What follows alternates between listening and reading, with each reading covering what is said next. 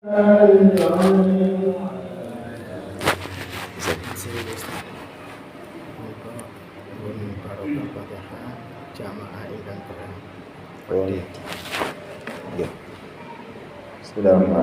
Assalamualaikum warahmatullahi wabarakatuh.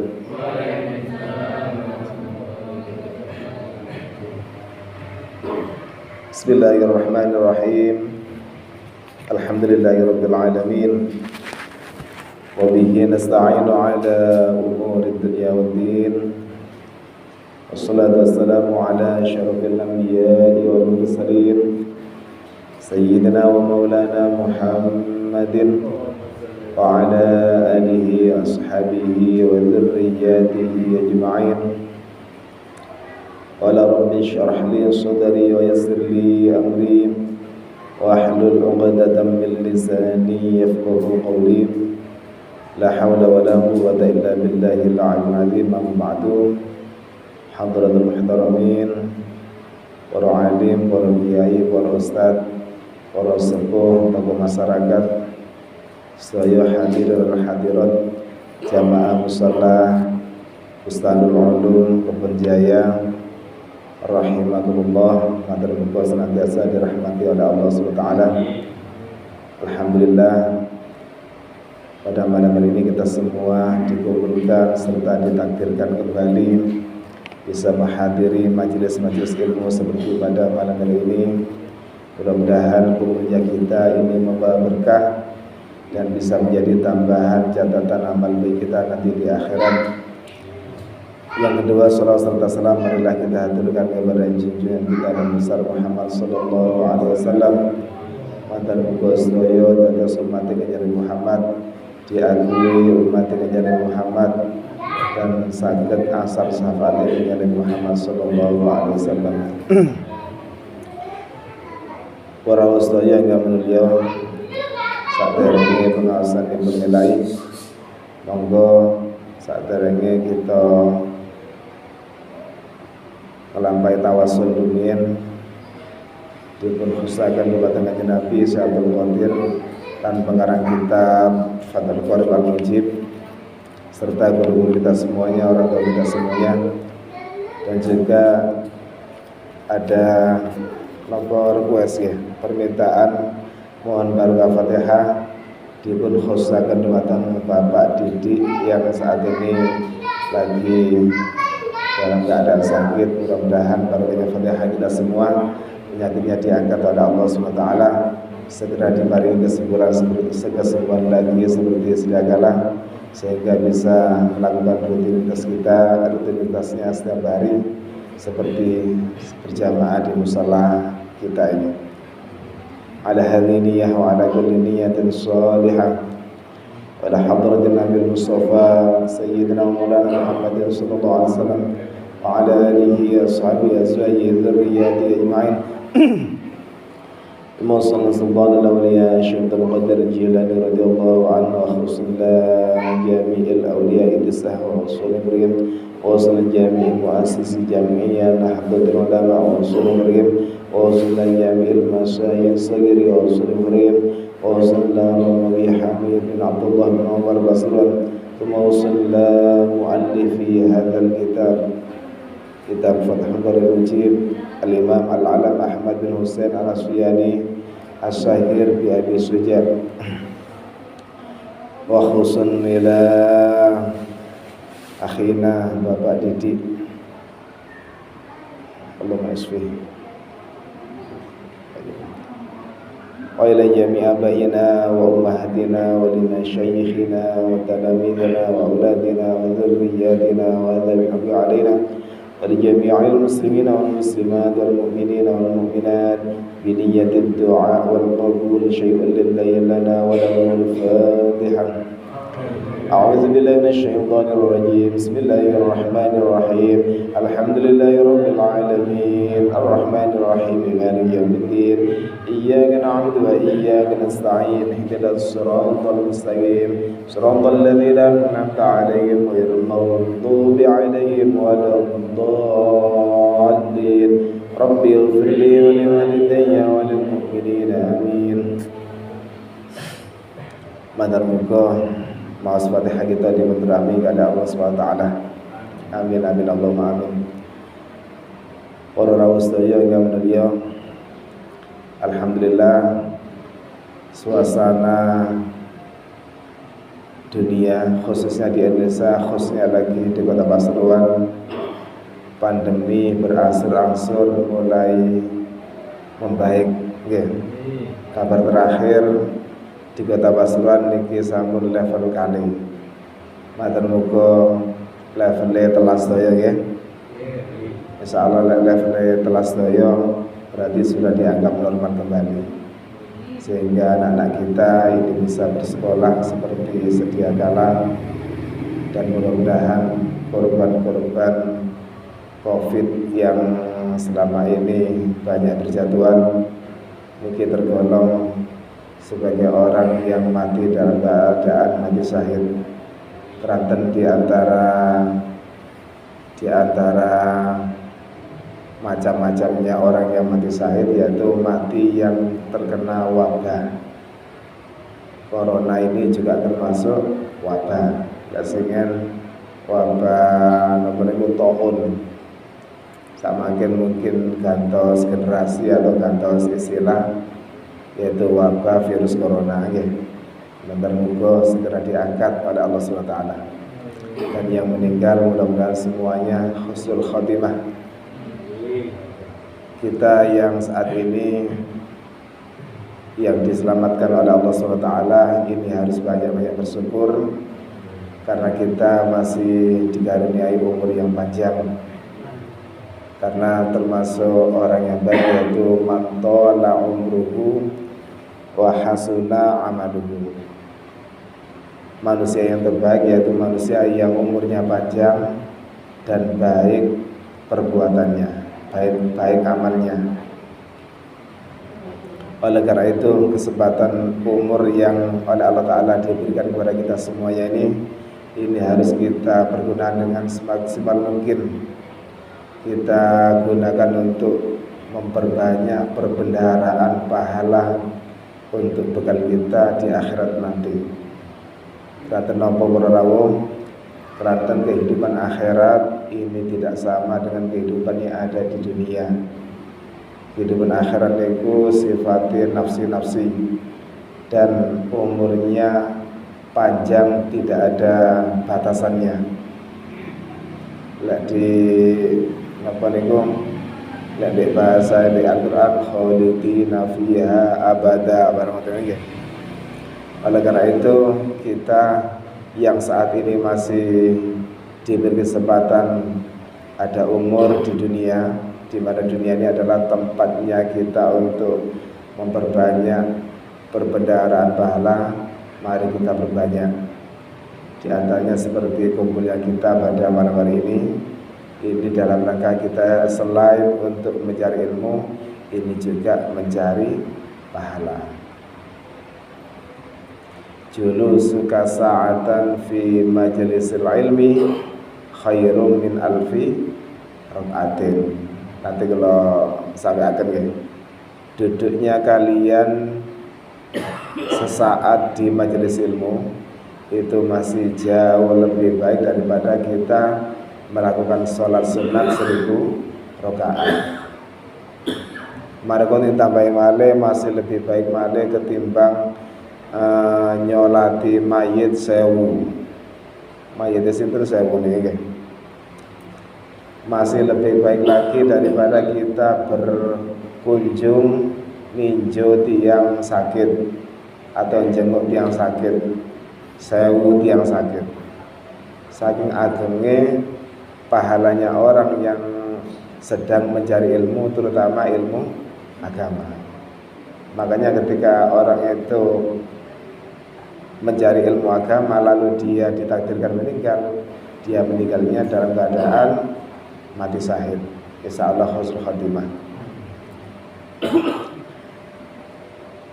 Kehidupan di akhirat ini kalau kita ibaratkan di dunia, contohnya panjenengan menawi badhe teng Jakarta niku butuh sangu kata napa sawu gedhe. Kathah ya. Kalau kita punya sangu yang banyak, ingkang kathah, kita bisa memilih mau naik apa kita. Naik pesawat saged, sepur atau bis patas, yang penting sampai di Jakarta. Ketika sudah ada di Jakarta, ketika sangunya banyak, kita bisa memilih untuk menginap di hotel. Lek sangune kata, lek mboten kada sangu, film wonten di jembatan mangke. Kados bidal teng Jakarta, sangune sangu bondo nekat. Ndak duwe sangu budal mawon teng Jakarta. Akhirnya wonten Jakarta Bambung. Itu kehidupan kita yang ada di dunia. Pada teng putih-putih butuh sangu. Napa malih kehidupan kita yang ada di akhirat nanti.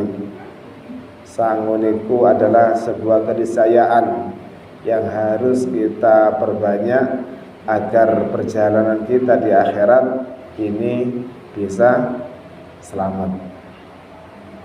Napa sing dimaksud perjalanan di akhirat niku? Ya, dimaksud perjalanan akhirat yaitu perjalanan kita setelah hari kebangkitan untuk menuju ke surganya Allah Ta'ala.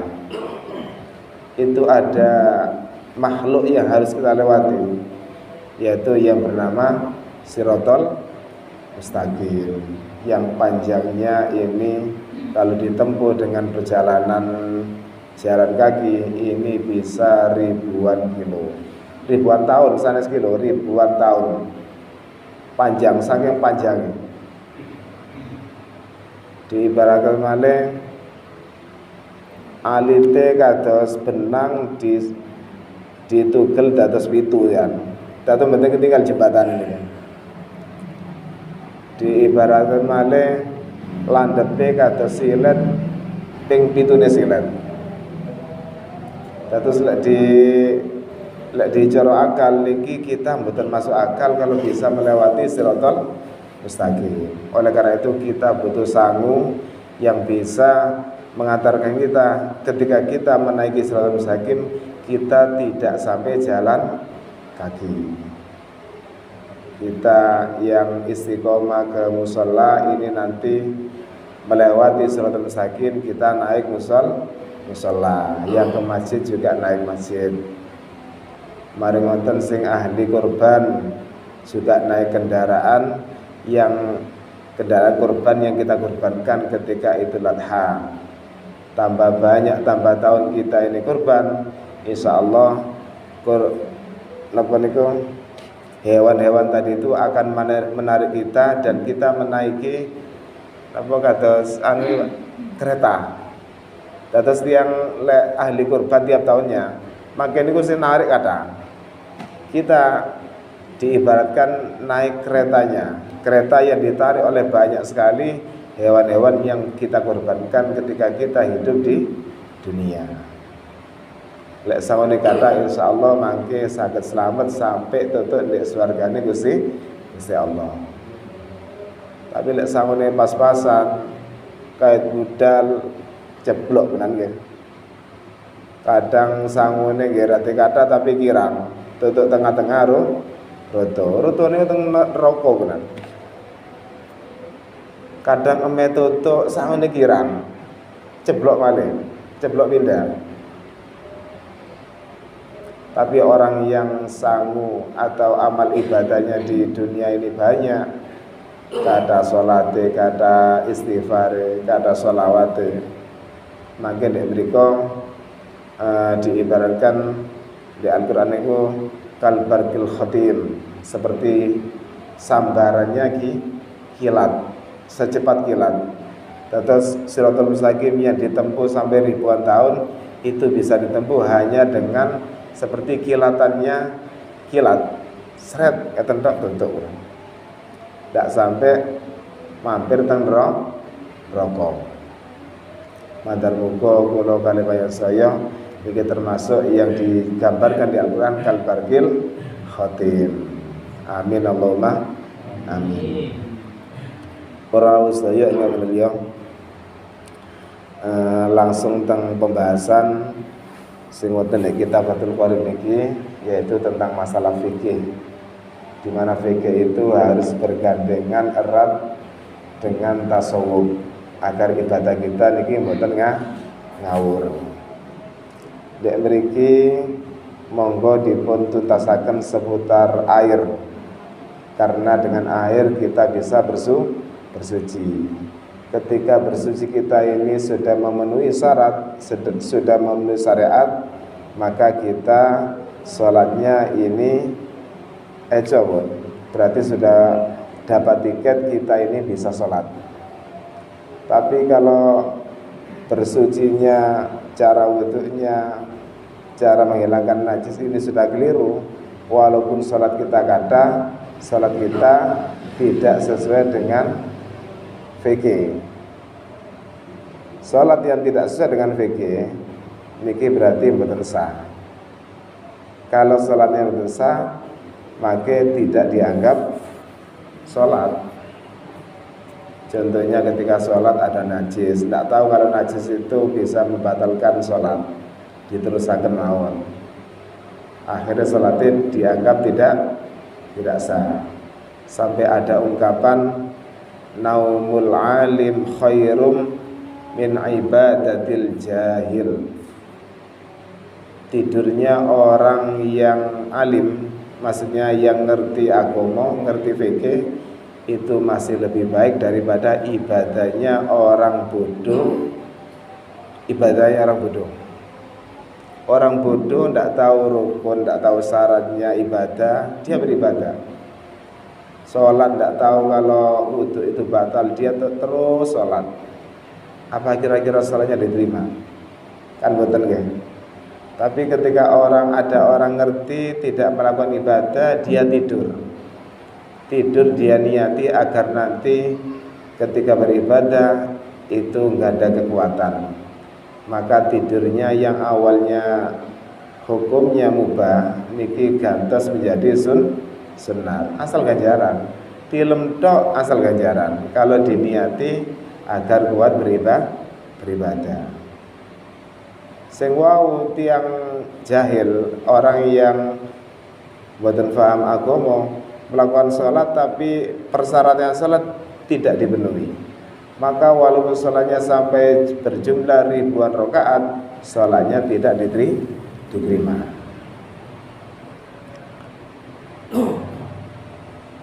Pembahasannya tentang masalah air. Kula ulangi malih, pembagian air niku wonten sekawan. Nomor setunggal, airnya suci dan bisa mensucikan dan tidak makruh untuk digunakan. Inilah yang dinamakan air mutlak. Yang kedua, air itu suci serta bisa mensucikan tapi makruh penggunaannya, yaitu air yang ada di di luar rumah, terus terkena sinar matahari, wadahnya tidak terbuat dari emas atau perak. Ketika masih dalam keadaan hangat kita buat wudhunya dikatakan sah, tapi makruh hukumnya. Wudhu sah, mutawadzal menghilangkan najisnya ical, tapi makruh. Sesuatu yang makruh itu harus kita tinggalkan. Itu kalau dibuat untuk wudhu atau mandi wajib maksudnya, atau untuk menghilangkan najis. Tapi kalau digunakan untuk mencuci pakaian atau mencuci sepeda, mencuci mobil, boten makruh. Niku pembagian sing nomor kali. Sing nomor 3, wal qismu tsalits tahirun fi nafsihi wa ghairu mutahhirin li ghairihi. Air yang suci tapi tidak bisa mensucikan pada yang lainnya. Tidak bisa dibuat untuk bersuci. Bersuci niku bisa jadi menghilangkan hadas baik besar maupun kecil ya, atau menghilangkan najis. Airnya suci tapi tidak bisa menghilangkan hadas atau najis. Ini namanya apa? Wa huwa al-ma'ul musta'malu. Inilah yang dinamakan air mustakmal. Mustakmal niku lek bahasa kasare tuyo karen-karen. Karene napa? Karene damel ngilafi rafi hadasin, karene damel ngicalaken hadas, au izalati najisin atau menghilangkan najis. Dados wonten tiyang wudu kale krantanya napa ndek nisor diwadahi. Marang disalap mangke damel wudu. Niku mboten sah. Kenapa? Karena airnya air mustakmal, pernah digunakan untuk bersuci. Atau air yang pernah digunakan untuk menghilangkan najis. Sing kula contohaken wonten ing tengah-tengah musala niki wonten tembelek nggih. Cara mensucikan tembelek diicalaken sedaya sehingga rasanya hilang, baunya hilang, warnanya hilang. Diserbeti pun sampai bersih. Apa itu dihukumi suci? Belum. Cuma dihukumi bersih. Bersih niku belum tentu suci. Caranya agar bisa suci digambir kali tuyo. Digambir ketik mboten loro-loro. Pokoknya dialiri air. Airnya itu mengalir, mboten ngembang. Seret ngeten tok. Maka aliran air yang tadi sampai diam di pinggir sana itu namanya air mustakmal. Niku didamel wudu mboten saged. Didamel ngicalaken najis lintu mboten saged. Niku namanya air mustakmal. Kalau air mustakmal niku mlebet teng jeding, dados wonten tiyang wudu wonten nek jeding kali tangan nggih. Sret ngaten. Roto malih teng jeding malih. Ditingali jedinge. Jedinge niku sudah 2 kolan napa dereng ukurannya. Ukuran jeding 2 kolan niku panjang, lebar, dalam niku serba 60 cm. Berarti setengah meter lebih nggih. 60 cm. Kalau lebih tambah saya nih.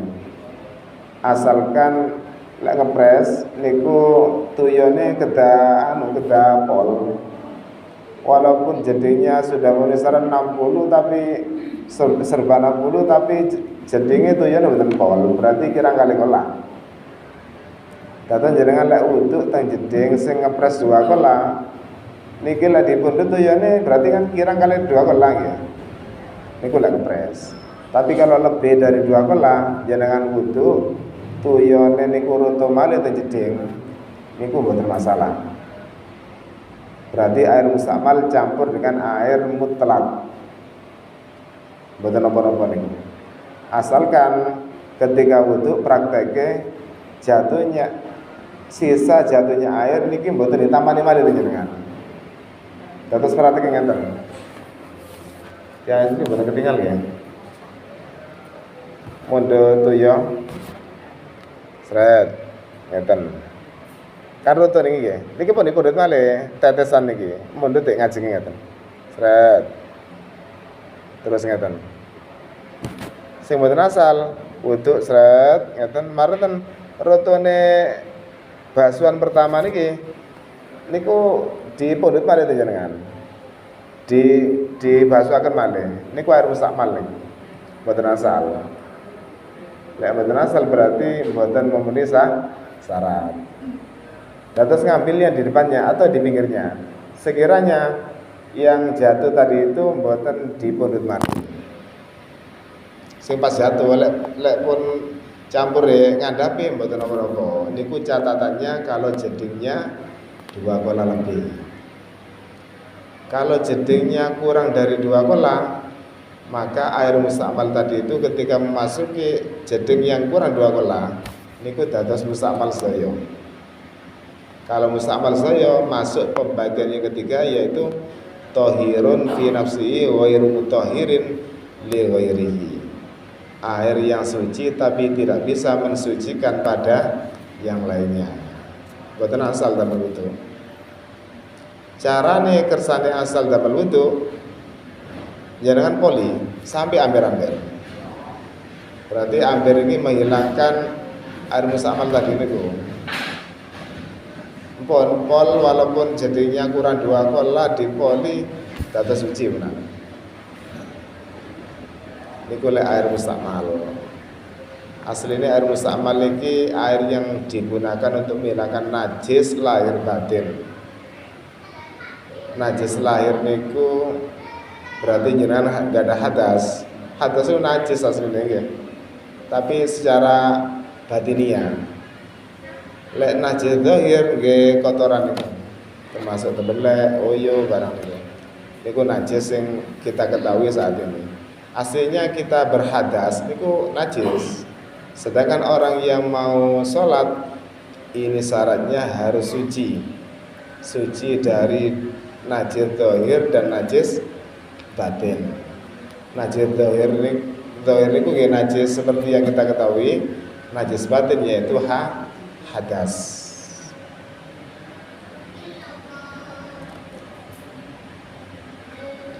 Kalau air mustakmal dibuat untuk masak terus pundi? Kan airnya suci, tapi tidak bisa mensucikan. Apa masak butuh mensucikan? Kan betul ya. Datang jenengan damel wedang, niku damel air mustakmal. Betul apa? Airnya suci. Jenengan contohnya butuh diwadahi. Mungkin karena apa? Jarang ada air di pegunungan, terus bekasnya air wudhu kita diwadahi.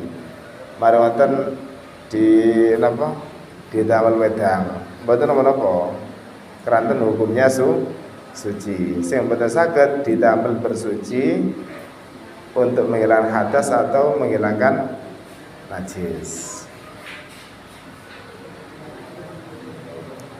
Monggo seputar air mustakmal iki kita tuntasaken menawi mboten menawi wonten sing mboten paham monggo ditanggletaken. Ibu-ibu mboten napa-napa monggo ibu-ibu. Ranten napa niku masalah najis niki masalah yang harus benar-benar kita pahami. Karena syaratnya kita melakukan sholat ini tidak boleh najis, tidak boleh membawa najis. Kalau kita sholat membawa najis berarti sholat kita niki mboten diterami atau tidak sah. Contohnya panjenengan mungkin ketika mencuci baju niku damel mesin cuci nggih.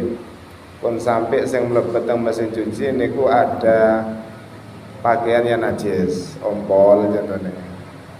Niku dibasuh riyen, disuceni riyen, mari kita lebetaken teng mesin cuci.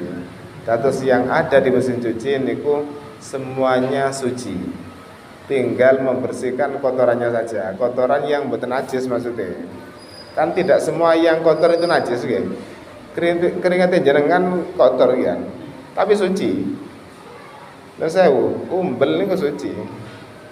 Ketek barang.